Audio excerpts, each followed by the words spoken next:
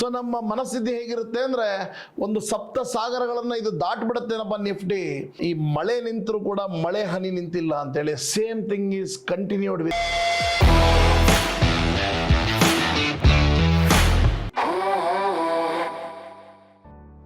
Hi friends, ನಮಸ್ಕಾರ. ವಾರದ ವರದಿ ವಿಶೇಷ ಕಾರ್ಯಕ್ರಮಕ್ಕೆ ನಿಮ್ಮೆಲ್ಲರಿಗೂ ಸ್ವಾಗತ. ನಾನು ನಿಮ್ಮ ಸಿ ದಯಾನಂದ ಮುಂಗಾಡೆ. ಸ್ನೇಹಿತರೆ, what a fantastic rally in the last 1 week. ಅಂದರೆ ಎಲ್ಲ ಇಂಡೈಸಸ್ಗಳು ಕೂಡ ಪಾಸಿಟಿವ್ನಲ್ಲಿ ಕ್ಲೋಸ್ ಆಗಿರ್ತಕ್ಕಂಥದ್ದು. ಒಂದು ಕಡೆ ಎಲ್ಲೋ ನೋಡಿದ್ರೆ ಡಿಸಪಾಯಿಂಟಿಂಗ್ ಅಂತಲೂ ಹೇಳ್ಬೋದು. ಯಾಕಂದರೆ ಕ್ರೂಡ್ ಆಯಿಲ್ನಲ್ಲಿ ಪ್ರೈಸ್ ಡ್ರಾಪ್ ಆದರೂ ಕೂಡ, ಎಲ್ಲೋ ಒಂದು ಕಡೆಗೆ ಶಾಂತಿ ಒಪ್ಪಂದಗಳು ಆಗ್ತಾ ಇದ್ರೂ ಕೂಡ ಮಾರ್ಕೆಟ್ನಲ್ಲಿ ಅಷ್ಟೊಂದು ಹೆಚ್ಚಿಗೆ ನಮಗೆ ನೋಡ್ಲಿಕ್ಕೆ ಸಿಕ್ಕಿಲ್ಲ. But yes, definitely markets have closed in the green. So ನಿಫ್ಟಿನಲ್ಲಿ ನಾವು ಕೇವಲ 43 ಪಾಯಿಂಟ್ಸ್ ಮಾತ್ರ ಅಪ್ ಆಗಿದ್ದನ್ನು ನೋಡ್ತಾ ಇದ್ದೀವಿ.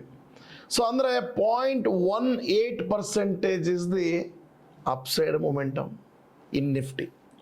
ಇನ್ನು ಬ್ಯಾಂಕ್ ನಿಫ್ಟಿ ತಗೊಂಡಾಗ ಕೇವಲ 492 points, that is equal to 0.85%.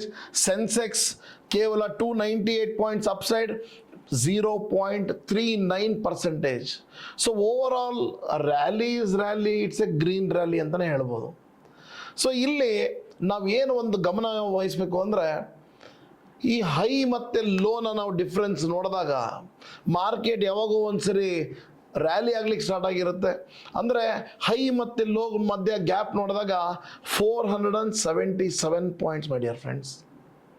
ಅಂದರೆ ಮಾರ್ಕೆಟ್ ಎಲ್ಲಿತ್ತು ಅಲ್ಲಿಂದ ಬಹಳ ಬೇಗ ಮೇಲೆ ಹೋದಂಗೆ ಮಾಡ್ತು, ಮತ್ತೆ ಕೆಳಗೆ ಬಂತು, ಮತ್ತೆ ಬಾಟಮ್ ಮಾಡ್ತು, ಮತ್ತೆ ವಾಪಸ್ ಬಂದು close with only 43 points. So ನಮ್ಮ ಮನಸ್ಥಿತಿ ಹೇಗಿರುತ್ತೆ ಅಂದರೆ, ಒಂದು ಸಪ್ತ ಸಾಗರಗಳನ್ನು ಇದು ದಾಟ್ಬಿಡುತ್ತೇನಪ್ಪ ನಿಫ್ಟಿ, ಎಲ್ಲೋ 30,000 ತನಕ ನಿಲ್ಲಂಗೆ ಇಲ್ಲ ಅನ್ನೋ ಒಂದು ಫೀಲಿಂಗ್ ಬಂದಿರುತ್ತೆ. ಆದರೆ ಕ್ಲೋಸ್ ಆಗಿರೋದು ಇಲ್ಲ ಆಗ್ತಾ ಇದೆ with just 43 points. The same case is with the bank Nifty and also Sensex. So ಹಾಗಾದ್ರೆ ನಾನು ಏನು ಹೇಳಲಿಕ್ಕೆ ಹೊರಟಿದ್ದೀನಿ ಅಂದರೆ, ಡಿಫ್ರೆನ್ಸ್ಗಳನ್ನು ಯಾವಾಗಲೂ ನಾವು ಪರಿಗಣಿಸಲೇಬೇಕು. ಯಾಕಂದರೆ we are going to be an option sellers. Yes, also we buy the options ಹೆಡ್ಜಿಂಗಿಗೋಸ್ಕರ. ಸೊ ನಮಗೆ ಒಂದು ಲೆಕ್ಕಾಚಾರಗಳು ಇರಲೇಬೇಕು. ಗ್ಯಾಪ್ ಎಷ್ಟಿತ್ತು? ಎಸ್, ಹಾಗಾದರೆ ಬನ್ನಿ ನೋಡೋಣ. ನಿಫ್ಟಿನಲ್ಲಿ 477 ಪಾಯಿಂಟ್ಸ್ಗಳ ಗ್ಯಾಪ್ ಇತ್ತು ಹೈ ಮತ್ತು ಲೋಗಳ ಮಧ್ಯೆ. ಹಾಗೆ ಬ್ಯಾಂಕ್ ನಿಫ್ಟಿನಲ್ಲಿ 1632 ಪಾಯಿಂಟ್ಗಳು, ಹಾಗೂ ಸೆನ್ಸೆಕ್ಸ್ನಲ್ಲಿ 1721 ಪಾಯಿಂಟ್ಸ್.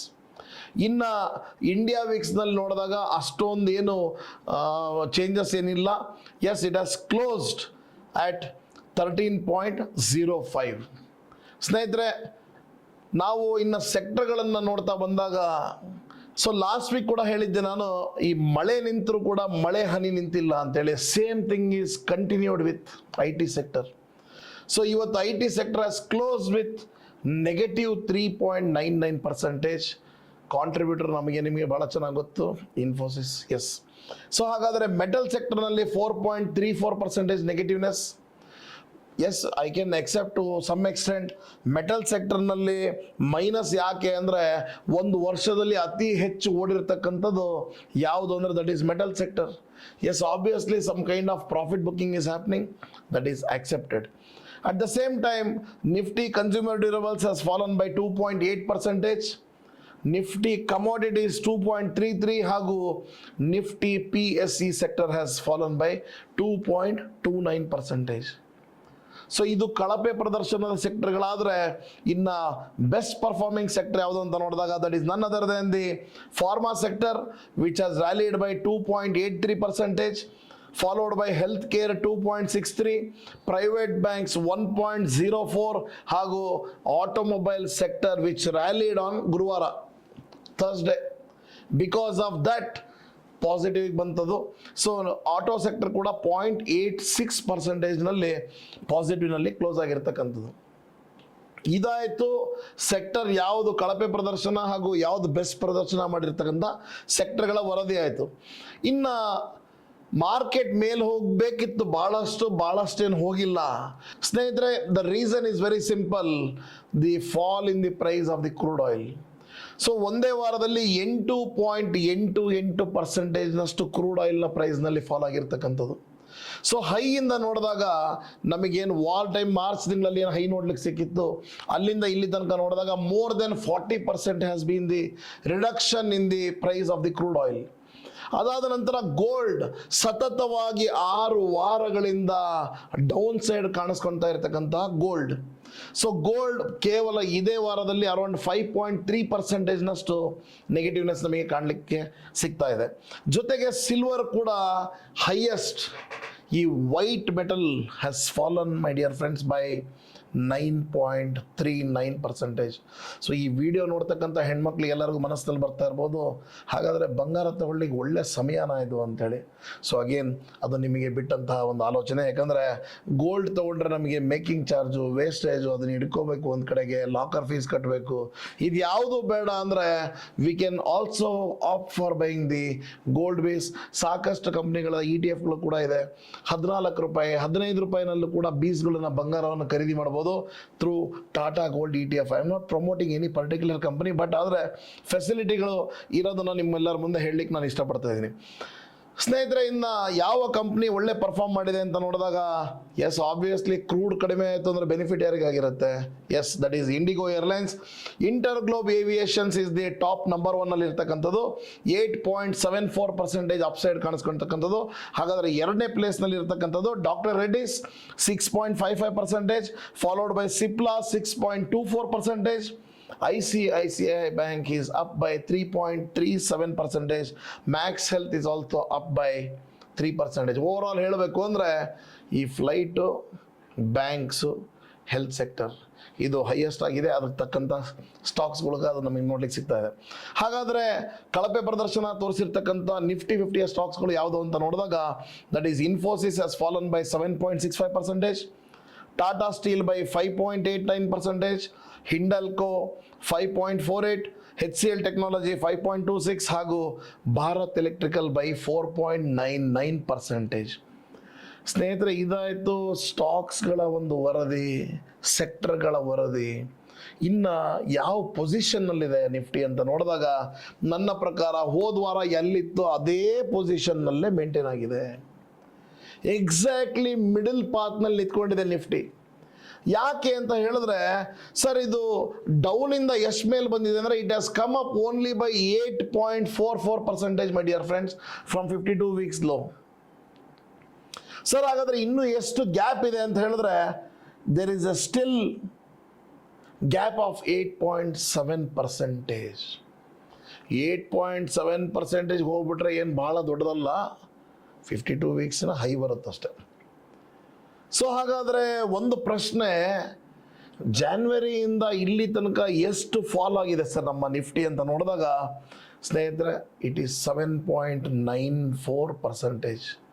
ಹೋದ ವಾರದ ಒಂದು ವಾರದ ವರದಿ ಕೂಡ ನೀವು ನೋಡ್ಬೋದು. ಸೊ ನಾನು ಹೇಳಿದ್ದೆ, ವರ್ಷದ ಅಂತ್ಯದಲ್ಲಿ ಕಳೆದ 11 ವರ್ಷಗಳಲ್ಲಿ ಯಾವುದೇ ರೀತಿಯ ನೆಗೆಟಿವ್ ರಿಟರ್ನ್ಸ್ ಕೊಟ್ಟಿಲ್ಲ ನಿಫ್ಟಿ. ಬಹಳ ಕಡಿಮೆ ರಿಟರ್ನ್ಸ್ ಅಂದ್ರೆ 3.01% ಇನ್ ದಿ ಕ್ಯಾಲೆಂಡರ್ ಇಯರ್. ಜಾನ್ವರಿಯಿಂದ ಡಿಸೆಂಬರ್ ತನಕ ಎಷ್ಟು ರಿಟರ್ನ್ಸ್ ಕೊಟ್ಟಿದೆ ಅಂದರೆ, ಕಳೆದ 11 ವರ್ಷದಲ್ಲಿ ಲೋಯೆಸ್ಟ್ ಇಟ್ ಸೆಲ್ಫ್ ಇಸ್ 3% ಅಂತಾನೆ ಅಂದ್ಕೊಳ್ಳಿ.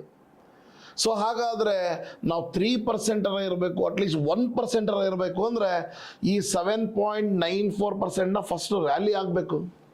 ಅದಾದ ನಂತರ 2% 1% ಬರಬೇಕು ಅಂದರೆ ಇನ್ನು 9% 10% ಬರಲೇಬೇಕು. ತಿಂಗಳುಗಳು ಎಷ್ಟಿದ್ದಾವೆ? 6 ತಿಂಗಳು. ಐ ರಿಯಲಿ ಡೋಂಟ್ ನೋ, ಏನು ಒಂದೇ ಸರಿಗೆ ನೆಕ್ಸ್ಟ್ ಮಂತ್ಗೆ ರ್ಯಾಲಿ ತೊಗೊಳತ್ತೋ, ಅದ್ರ ಮುಂದೆ ತೊಗೊಳತ್ತೋ, ಏನು ಲಾಸ್ಟ್ ಇನ್ನೊಂದು 15 ದಿನ ಇರುವಾಗ ಕ್ರಿಸ್ಮಸ್ ಟೈಮ್ನಲ್ಲಿ ತೊಗೊಳತ್ತೋ, I cannot comment on that. But definitely as per the technical analysis, as per the statistics, it has to come back. Again, this video is purely for educational purpose. Kindly consult your financial advisor before taking any financial decisions. ಸ್ನೇಹಿತರೆ, ಇದಾಯಿತು Nifty. Bank ನಿಫ್ಟಿನಲ್ಲಿ ಕೂಡ ಈ ಒಂದು ವರ್ಷದಿಂದ ಇಲ್ಲಿ ತನಕ ನೋಡಿದಾಗ 2.36%ನ negativeness ನಮಗೆ ನೋಡ್ಲಿಕ್ಕೆ ಸಿಗ್ತಾ ಇದೆ. ಹಾಗೂ ಸೆನ್ಸೆಕ್ಸ್ನಲ್ಲಿ ಅತಿ ಹೆಚ್ಚಿನ ನನಗೆ ಅವಕಾಶ ಕಾಣಿಸ್ತಾ ಇರ್ತಕ್ಕಂಥದ್ದು. ಯಾಕಂದರೆ ಇದು 9.53%ನಷ್ಟು ನಮಗೆ ಫಾಲ್ ಆಗಿರ್ತಕ್ಕಂಥದ್ದು ನೋಡ್ತಾ ಇದ್ದೀವಿ ಸ್ನೇಹಿತರೆ. ಹಾಗಾದರೆ ಒಂದು ಪ್ರೈಸ್ ಮೇಲೆ ಹೋಗುತ್ತೋ ಕೆಳಗೆ ಬೀಳುತ್ತೋ ಅನ್ನೋದ್ರ ಬಗ್ಗೆ ನಾವು ನೋಡಿದ್ವಿ. ಇಷ್ಟೆಲ್ಲ ಮಾಹಿತಿಗಳು, ಇನ್ನು ಕ್ಯಾಂಡಲ್ ಸ್ಟಿಕ್ಸ್ನ ಒಂದು ವಿಚಾರಕ್ಕೆ ಹೋದರೆ ಕ್ಯಾಂಡಲ್ ಸ್ಟಿಕ್ಸ್ನಲ್ಲಿ ಕೂಡ ಫಾರ್ಮ್ ಆಗಿರ್ತಕ್ಕಂಥದ್ದು ಡೋಜಿ ಕ್ಯಾಂಡಲ್. ಸ್ನೇಹಿತರೆ, ಈ ಡೋಜಿ ಕ್ಯಾಂಡಲ್ ಏನು ಹೇಳುತ್ತೆ ಅಂದರೆ, ಒಂದು ಕ್ಯಾಂಡಲ್ ಸ್ಟಿಕ್ಸ್ನಲ್ಲಿ ಬಾಡಿ ಅಂದರೆ ಏನು ಅದರದ್ದೊಂದು ಬಾಡಿ ಏನು ದೇಹ ಅಂತ ಏನಿರುತ್ತೆ ಅದು that will be very very small. So which is almost less than 10% of the size of the candle. So ಅಂದರೆ open price and the close price is almost near only. ಅಂದ್ರೆ ಅರ್ಥ ಏನು? There is a big fight between the buyers and sellers. So ಯಾರು ಪೈಪೋಟಿಯಲ್ಲಿ ಯಾರು ಗೆಲ್ತಾರೆ, buyers ಗೆಲ್ತಾರೋ sellers ಗೆಲ್ತಾರೋ? 2 ವಾರ ಆಯಿತು ಸ್ನೇಹಿತರೆ, the Nifty is there only. ಹಾಗಾದರೆ ಮುಂದಿನ ವಾರದಲ್ಲಿ ಅಥವಾ ಅದರ ಮುಂದಿನ ವಾರದಲ್ಲಿ ಯಾವುದೋ ಒನ್ ಸೈಡ್ ಮಾರ್ಕೆಟ್ ತೊಗೊಳುತ್ತೆ ಅಂತ ನಿಮಗೆ ಅನ್ನಿಸ್ತಾ ಇದೆಯೋ ಇಲ್ವೋ? ಹಾಗಾದರೆ ಎಸ್, ಪ್ಲೀಸ್ ಕಾಮೆಂಟ್ ಮಾಡಿ. In the 3rd week or in the 4th week market ಯಾವ ಸೈಡ್ ರ್ಯಾಲಿ ತಗೋಬೋದು? ಅಪ್ ಸೈಡ್ ರ್ಯಾಲಿ ತಗೋಬೋದು ಅಂದರೆ UP ಅಂತ ಬರೀರಿ. ಡೌನ್ ಸೈಡ್ ರ್ಯಾಲಿ ತಗೋಬೋದು ಅಂದರೆ DOWN ಅಂತ ತಗೊಳ್ಳಿ. I will also look at your comments.